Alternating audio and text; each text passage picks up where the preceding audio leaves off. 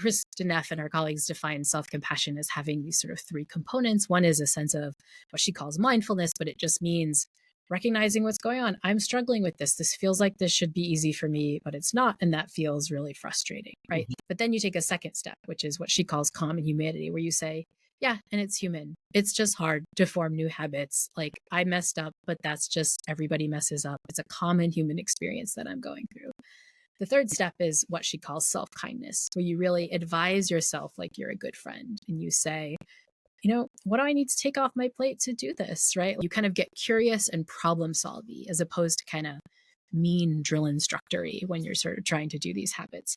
And I love Kristen Neff's approach because this is especially true in some of my very type A driven Yale students, right? Which is they think like, oh, well, I can't be self-compassionate because that's self-indulgent, right? That's kind of letting myself off the hook for not doing these habits that I really know I should be doing, right?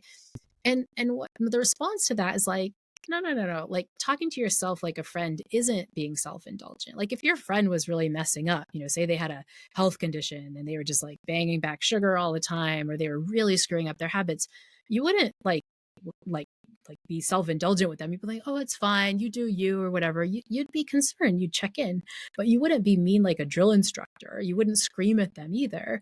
You'd get curious. You'd be like, well, what is going on that this is so hard? Let's kind of problem solve and try to figure out ways that we can do this a little bit better. And that's kind of ultimately what you're doing with self-compassion, right?